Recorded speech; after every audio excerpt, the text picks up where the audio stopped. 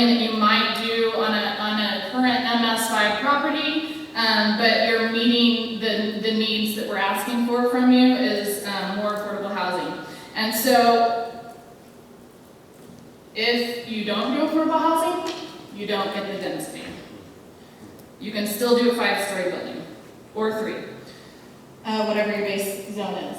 And so quickly, last, community benefits, the other part of this program, so TDR transferring entitlements to another location, saving a building, 2, affordable housing, meeting some affordable housing targets, and then these were also popular. We surveyed community members, and that is providing significant community public open space, keeping our local businesses in place, and putting back in community serving uses. So for example, if you take down King Supers, we want you to replace that in the new development. So finally, I want to point out that this plan is not complete. It's not etched in stone. We are still working on it, and we are very much open to any recommendations you have. I don't care if you're an MB, a YIMBY, or a QUIMBY. I don't care what MB you are, but if you can come to me and us with solutions that meet these important criteria, we absolutely welcome them. Thank you.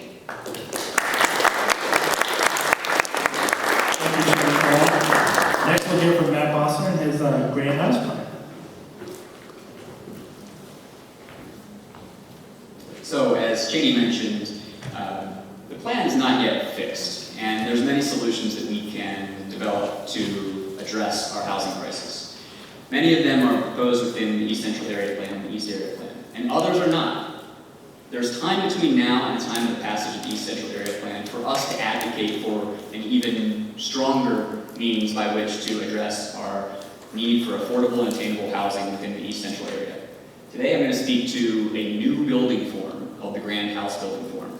So I'm going to geek out a little bit on what a zone district is versus a building form, and then specifically talk about what developers are incentivized to build when they build new construction, and what we might do to change that equation.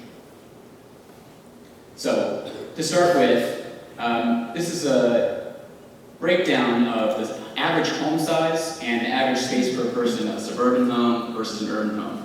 And what this shows is basically our urban homes right now are being built at a size equivalent to suburban homes. So we think about McMansions only happening out in the suburbs. Well, they're happening right here in our backyard as well. We have McMansions, we have our McDuplexes. You pretty much have the same size unit in each of these.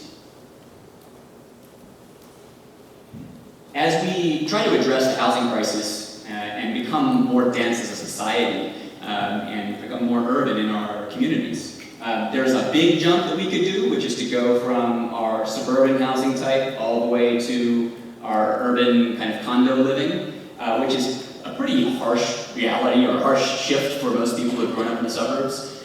But there's another way, and that's for suburbanites to go to missing middle housing, and for people in missing middle housing to then go up into condos. And this is a more incremental way in which our society that is predominantly suburban can urbanize. The density of Denver within the original limits of Denver in 1954 is almost exactly the same as it is today. There's only been 1% increase in that time. So the number of people per acre is 9.8 or 9. It was 9.8 in 1950, and it is currently 9.9. This is the East Colfax area, the East Central area. And as you can see by this mass and void diagram, there's a lot of concentration of building coverage as you get closer to Broadway, and that thins out in City Park and Congress Park and portions of Capitol as it approaches Cheeseman. To start, this is a zoning map of Congress Park. I've zoomed into Congress Park because that's the neighborhood that I come from.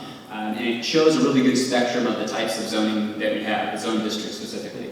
So to start, we have our Main Street zoning. That's UMS3 or UMS5, meaning that you can build up to 3 or 4 or 5 stories. And it basically is concentrated right along Colfax, and then we have a couple of nodes along our old trolley car stops.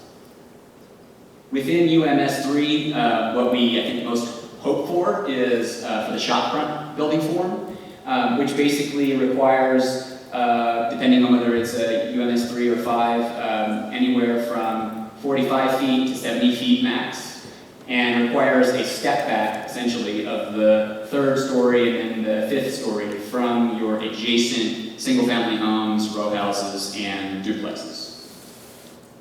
So let's just consider a typical lot, 50 by 125, which is what we have through the majority of the urban grid, the original urban grid of Denver.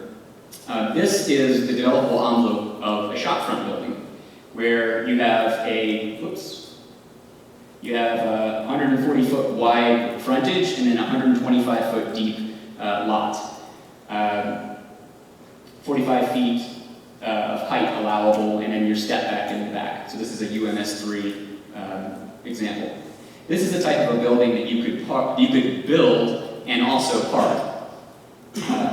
Now, that's not nearly as possible when we look at Congress Park. While there are some examples where you have 165-foot depth from Colfax and you can get a result like this, there are other examples where, or mostly, our veneer of parcels along Colfax are only 75 feet deep.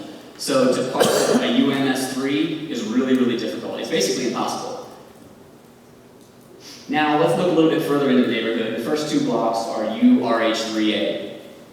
What that means is basically you can build a single-family house, a duplex, or a row house. So if you acquired one lot, one 50-foot wide lot, this is a developable envelope in which you could put your row house. And if you acquired 3 side-by-side lots, then you not only are taking advantage of 3 times that amount of volume, but you're also taking advantage of this pink space in between. So the more lots that you acquire, the more profitable your development's going to be. So as you acquire more and more, you can build perhaps up to 8 17-foot wide 2-story row homes. Now, that's great. I grew up on the Cosby Show. I wanted to live in a row home when I was a kid. My wife did too. We couldn't find one when we looked for one in Denver. And a big part of the reason is because of land value. And that's why we don't really see too many row houses being built in Cheeseman or in Capitol Hill. This is a lone example that was built a year ago. And the starting price point is from $872,000 to $1 million. And your size is from 2,000 to 2,400. So let's take a look at the areas. I mean, this is typical of what your first block from Colfax looks like. A lot of big houses and like mansion-type houses, Victorian era, as well as foursquares. So to review, this is the type of buildings that you can put there, either a row house, a duplex, or an urban house. And those are the typical sizes of max build-out, and that's the typical size of a bungalow. So let's look at the 2-unit district. Here's an existing house in comparison to the amount of space that you could build into. Likewise, there's another one. Here is a maxed out duplex. And here's an example of it in Villa Park, where each of the sides of the duplex in Villa Park, which is a lot lower home or land value, is $650,000 compared to $481 next door. So that raises the comparables, it raises the property taxes, and it really doesn't do good for the existing neighbors. Now we look at single unit areas. Again, you can max out that 2.5-story bulk plan, and the size house that you end up with is 4,285 compared to, let's say, a 900 square foot existing house.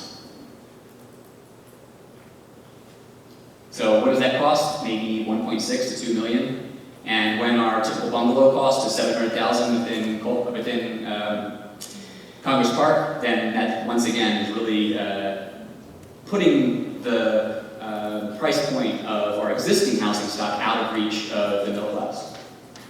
So again, this is what they look like side by side. Now let's just take a look at some other areas for what the typical house size is. Harkness Heights neighborhood over in D1 is very similar to Congress Park in many ways. It's kind of a bungalow district with some mixed foursquares and other examples. And you can see over time that the housing sizes dipped from about 1,500 at the turn of the century to about 1,200 just before the war. And then they skyrocketed up to 2,100 between 1990 and 2018. The largest house within Harkness Heights is 2,980 square feet, a lot smaller than that, 4,200. And these are the top 20 houses. Okay, so they're all, within that 2,000 range. Villa Park, your average home size is 908 square feet. So again, if we're going to allow this, why can't we allow this? If we're going to allow 4,200 square feet for a new constructed urban house, why can't we put 4 units in there instead and split it up into, 10,050 per? That's the size of house that we have in our neighborhoods today, and that's the size of the house that we should be able to provide for newcomers to our neighborhoods in the future. Here's what it would look like. You take that same duplex form, and you can split it into 4 different units with maybe a central hallway. So each one of these shades of green would be a separate unit. Then this size unit becomes similar to this size unit. So you don't get the property taxes going through the roof, and the comparables pretty much stay, close as is. Looking at it in cross-section, this is another way in which it could happen. And by the way, these are all Goja Kong's drawings from her Denver series.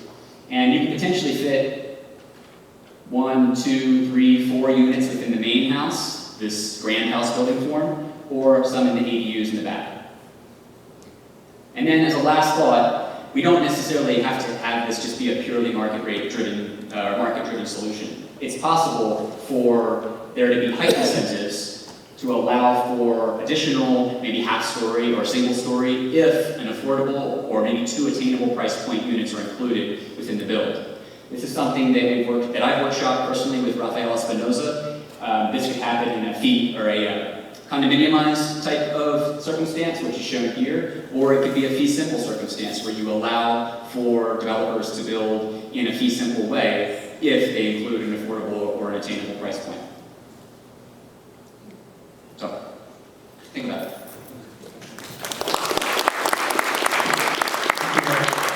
Next, we're going to hear about some possible critiques to these solutions. We'll start off with Annie Levinsky, the Executive Director of Historic Denver Incorporated.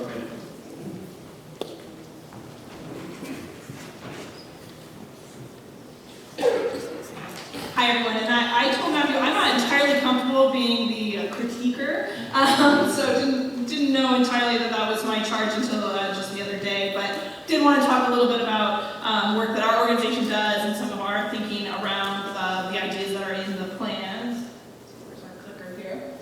So really focusing from our point of view around what's on the ground and how do we use it in a way that supports the goals of our city and meets the needs of residents. So there's a fairly notable urban and historic preservation economist named Donovan Ripkema, and he has said for decades, historic preservation is not the solution to every urban problem, but it's sure part of the solution to a lot of them. And so that's the premise that I often operate from, is how do our historic buildings and older places contribute to meeting those goals.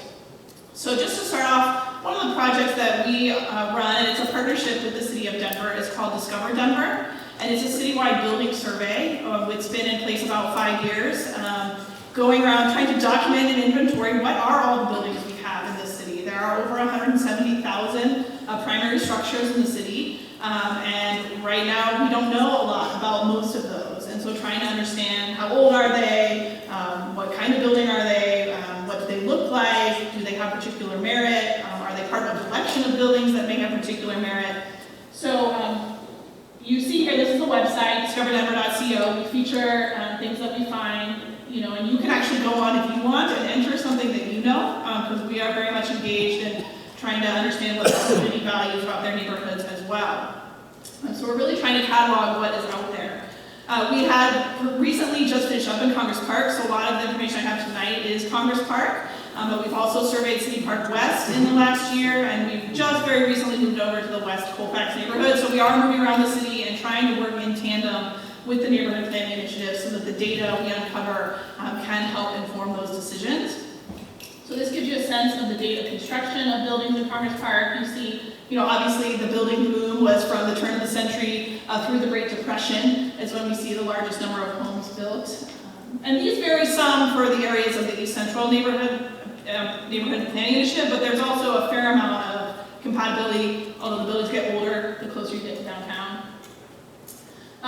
you a sense of the what kinds of single unit structures we have. So you see the predominance of the bungalow. Congress Park is one of our really premier bungalow neighborhoods, but also a smattering of other typical Denver styles. And I can run through these really quickly because they're common throughout the East Central and the East area. So this is what the bungalows look like. You see that there are 48% of all neighborhood buildings. So there's a lot of bungalows and a lot of very intact bungalows. We also see the traditional four-square in lots of different permutations all around the neighborhood. The gable front is a slightly more classic Denver design. These are fairly elaborate homes that you see throughout Capitol Hill and Congress Park, the central block and projecting bay homes. These are the larger, more prominent homes. And the central passage or double pile, which I often think of as just like a bigger four-square, a little bit wider of a four-square. And then in terms of multi-unit buildings, we do look at what's on the ground and how many there are. There are a fairly large number of duplexes already in Congress Park, as well as a variety of different kinds of apartment buildings, and a handful of high-rises, or buildings that would be defined as high-rises. And this is what they look like. So you see these duplexes very carefully mimicking the forms of the single family, because they were built at the same time using the same sort of theories and design thinking. And these sort of bungalow-esque duplexes are 49% of the multi-unit residential in the neighborhood. And here's just some examples of the apartment forms going back to the 1920s, but most predominantly the 1960s and 1970s. And you do, of course, have the garden court. This is my single favorite garden court in the whole city. It's a really beautiful collection there. So that's what we have documented that is out here in Congress Park. It is an area where a lot of intact. You saw a lot of purple on those maps that Cheney showed, because we know that there is a lot here that is of value, and that really contributes to the character of the city. We also at Historic Denver spent a lot of time thinking about demolition, because that's really the angle that we look at this from. And so this is demolition trends actually only through 2015. We haven't had updated graphing, at least as of yet. But what I think is even surprising to us when we did this analysis in 2015, and this covered the years from 2011 to 2015, is that the vast majority of demolitions in this city are single-family homes being converted into single-family homes. A lot of this in these years was driven in University Park and Wash Park, but we are seeing it in other neighborhoods too. And then when we look at the tools, and Cheney sort of mentioned, yes, people talk about historic districts, they talk about overlays, but those are really tiny tools when you look at the larger set of the city and what's going to happen. We have 4% of our buildings protected in historic districts, and a slightly growing number of conservation overlays. And whereas if you look at these zoning solutions, there's the potential to influence a larger number of structures. So we really come around and think about, well, why retain these older buildings? How do they contribute to solving our city's problems? How do they foster great neighborhoods? So we certainly think about good urban design, and Nico talked a little bit about this as well. This is a picture I've used before because you have a real mix of densities here and building types, but you have a strong sense of rhythm on the street, you have a consistent setback, consistent heights, you even have consistent materials, even though these buildings were built over many eras and evolved in different ways. We also think a lot, like I said, about demolition and waste. 1/3 of our municipal waste stream is construction and building material, so it does have a significant carbon footprint. It takes 35 to 50 years for an energy-efficient new build to recoup the costs of the original demolition and build. So, and these are numbers from the Preservation Green Lab at the National Trust for Historic Preservation that did an analysis of this a couple of years ago. So we know there is a significant carbon impact, and if we can use what's on the ground, there may be a lower threshold of solving some of those problems without sending so much to the landfill. We also talk about the size issue, and Matthew really highlighted this, but what happens when you take down a smaller house? And these are statistics from Portland. So these price numbers are not necessarily comparable to Denver, but they just give you a sense of the scale and escalation as you go up in size. And that really brought us to the conversation about sort of what I call flexible density, or density without demolition. And this is something Portland is seeing, and we had a speaker here from Portland 2 years ago, and he actually took these pictures and put them in his presentation, and I borrowed them, because because it really demonstrates how we can use these existing buildings in a way that is flexible. They can increase in terms of the number of units. They can also decrease, and we've seen that some in Capitol Hill, where this was really common in the post-World War II era, when we had a housing crunch in the city and we needed more units. And then in the 80s and 90s, some of those were converted back into single family because there was no longer that same need. So what I like about it is that it sort of can be calibrated up and down without the level of investment and disruption that it takes to, for example, scrape and build new. So a couple other examples, different housing types, different sizes, having the same kind of experience. And then the last reason I added that we think it's important to think about retaining older homes and how they can be part of this is this connection to place. We know that as communities, we hunger for that continuity. We hunger to feel connected with the buildings that we are around. They hold our stories, our predecessors' stories. They tell our cultural history. And so while it can feel intangible, we know that neighborhoods who are going through a lot of demolition, there's a sense of mourning that happens in those neighborhoods. You hear the grief in people's voices when they lose something that was meaningful to them. And so what opportunities do we have to bring some of these places forward in a way that also meets contemporary needs? So we're aware that these ideas that are in the East Central area plan need additional development and thinking. More work needs to be done to flesh out the concepts of how exactly it would work. What does it mean to retain the majority of the house? What does it mean to encourage additions as opposed to demolition? But we think there's promise in those ideas, and we're interested in working on those solutions and figuring out how they can meet the goals that we're hoping to achieve and that perhaps some of you are as well.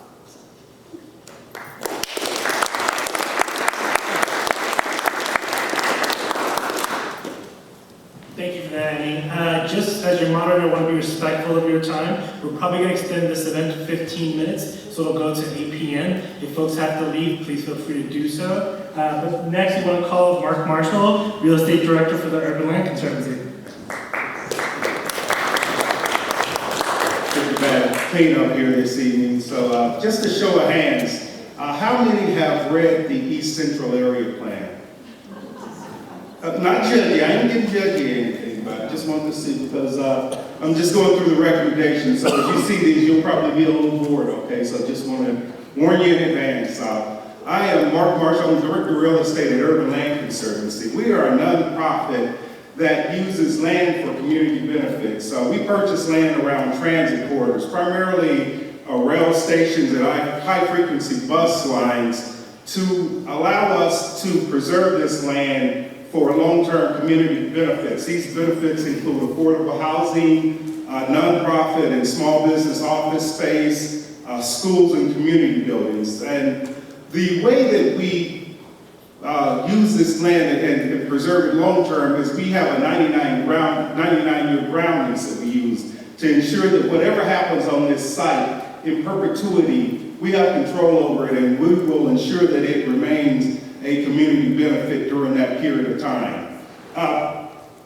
The reason we are here today is all this conversation is around lack of affordable housing. And I think just to give a little bit of a background on how we got here, I think people look and see that we're in this crisis, but how did we get here? And I think about four main things that happened that pretty much put us in this position. First, there was a huge increase of population here for a period of about 4 years or so. There are 100,000+ people coming into the state of Colorado each year, and about 35,000 of those were coming into Denver.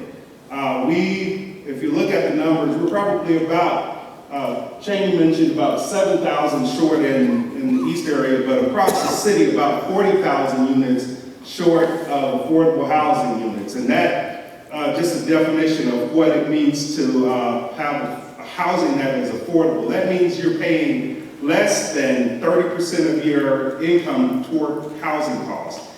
If you're paying more than 30 up to 50, then your housing burden beyond that, and you're extremely housing burdened if you're paying more than 50% of your income towards your housing costs. First was the increase in population. Second is the first, a lack of contractors and construction workers. Back during the downturn, a lot of contractors who were working here left, went up to chase oil money, and never came back. So there's a lack of contractors here, and that's not helped with our current political environment either. with a lot of the workers that have worked on construction sites, frankly, have been undocumented workers here, and a lot of them, for fear of deportation, have not come into the construction industry. Another item along that same vein that this is pushed by is this increase in construction costs. We've seen this huge increase in construction costs because you have a lack of workers, and contractors drive up the prices because they are the commodity now. The final thing that really pushed this whole housing crisis was the construction defects law.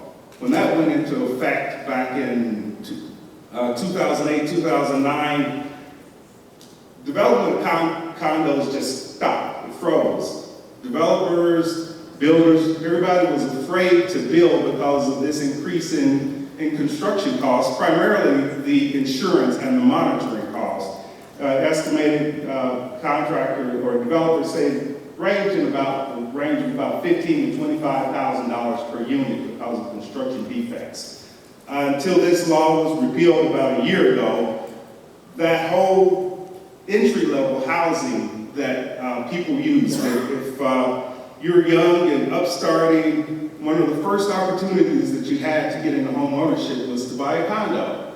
With that taken off the table, you are now competing with these, with the families, with the buyers who are buying this limited inventory of single-family homes. Those numbers are averaging over $400,000 now, and it's pretty competitive and hard to get into that market. And just recently, we're starting to see some developers. We're working with a guy now to develop some affordable condos for teachers. These are a mix of studio 1, 2, 3 bedroom units to make them affordable for first-time buyers. But the only way that these are possible is because we've got subsidy from the city and we've got subsidy from the state, as well as a group that we're working with, ULC helps spin off Elevation Community Land Trust. Elevation focuses on affordable home ownership for first-time buyers or for entry-level buyers to get into condos and affordable at an income of 70 to 80% of the area median income. And just in dollar terms, a family of 4 in Denver, 100% of the area median income is about $90,000. So if you're probably in the 60s to 70 range to qualify for that type of a condo. I'm getting to my slides now. So I am going to talk about in the plan here. It's divided into the recommendations. This is one section: economy and housing, and I'm going to focus primarily on the housing piece of this, on the recommendations that appear. So the first recommendation is to bolster the healthcare and the wellness sectors to be the foundations, to be the drivers for economic growth. I think there's been some good movement here. There are a number of groups that have stepped up, really stepped up. I would really like to point out Colorado Health Foundation. They are not just a leader in the state of Denver, they're a national leader in providing funding to address this issue around affordable housing. What partners like hospitals and DPS are saying is that because of these rising housing costs, they can't afford to keep teachers. They can't afford to keep their nursing staff. First responders are priced out of the area. And when you get into this situation, you arrive at a point where you have these services, but people are driving 20 miles in for a job that they're providing because they can't purchase housing in the neighborhoods that they live in. So some of these partners are starting to, for DPS for instance, we're working with them on a site down south.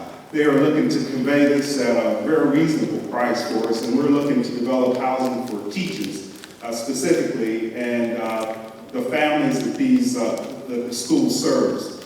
The next partner is Rose Foundation. Rose Foundation was one of the original members in the TOD fund, and I'm not sure if anybody knows about that or if that's just the world I work in. The TOD fund is the Transit-Oriented Development Fund.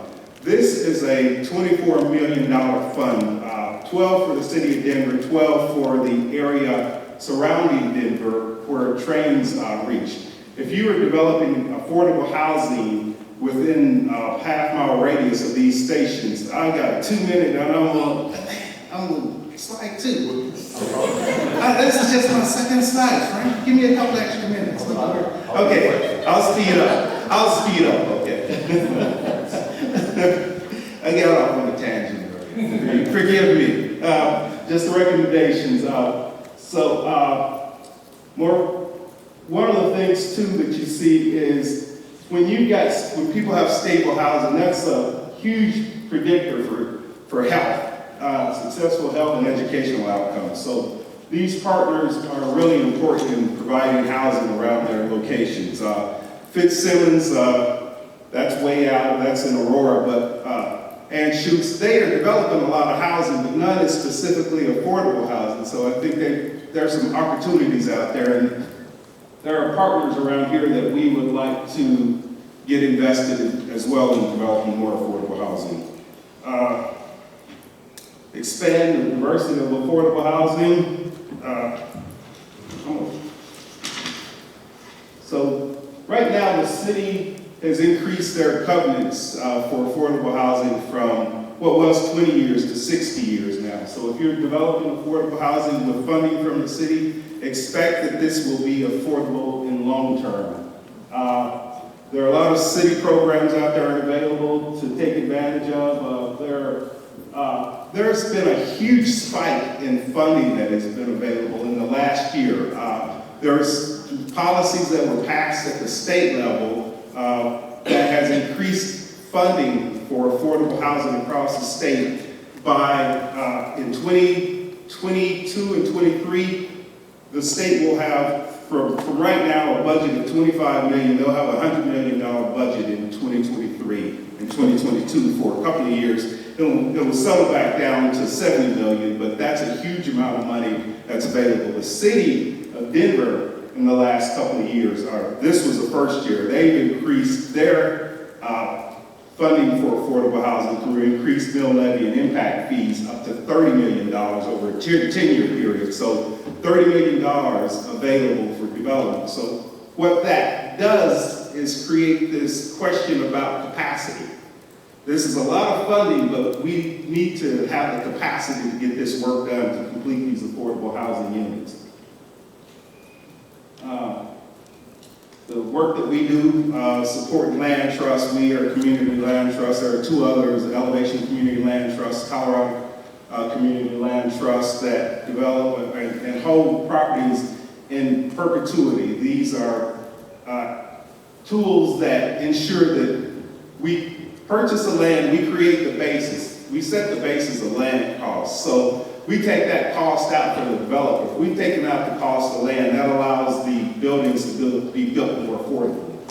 We want to increase the density around the Colfax area. There's one example, we worked on a property, one of our properties, 38th and Blake, there's a height overlay incentive there. We would like to see incentives like this along the Colfax corridor around the transit stops to allow people, if you earn 60% of the area median income, 70% of your income goes for the housing cost as well as transit cost. If we can provide affordable transit and affordable housing, this gives people a leg up. This gives them that opportunity to put some of this disposable income toward education for the kids, education for themselves, possibly savings to purchase a home. So we want to look at those opportunities as well. Increase the diversity of housing types, affordability across all neighborhoods, ADUs, missing middle housing, family-friendly housing. Most of the development. 2 minutes. 2 minutes. Now I'm at 10 minutes. I'm good now. Thanks, Frank. 2 minutes. So developers are driven by their investors. I mean, we think about having bosses. The boss for the investor, or for the developer, is their investor. And what has been most profitable for developers is to develop apartment units that are one bedroom, because the cost you can get more units of one bedrooms at a higher price than you can family units. So we want to really encourage some of these funds that are available through the city to go toward the development of family housing, 2-, 3-bedroom units. Every now and then we see 4-bedroom units, but they're much more rare.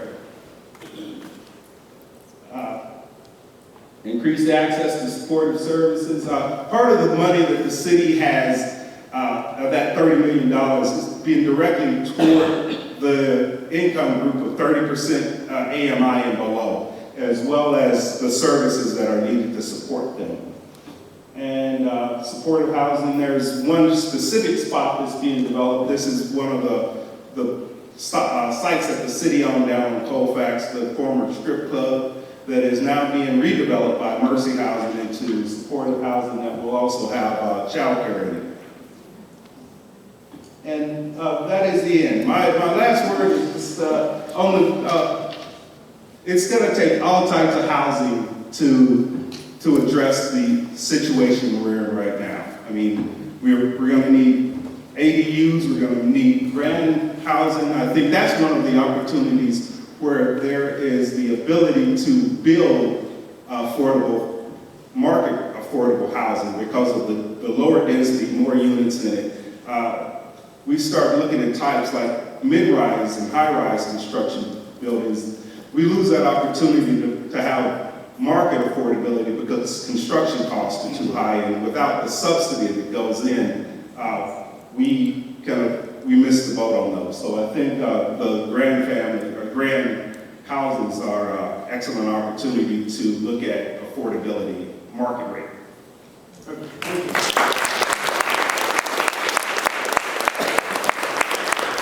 So now we come to the Q&A portion of tonight. I have some prepared questions. I believe Frank will be going around collecting those cards with your questions on. So I'd like to start off, this question is for all our panelists. What is one idea that you'd like to see the City Council and the Mayor enact, and why? We have 3 City Council members in the audience right now. I'd like to acknowledge Councilmember Sidabaca, Councilmember Ortega, and Councilmember Hinds is leaving too quickly, though. Come back, you're going to listen to these answers. So,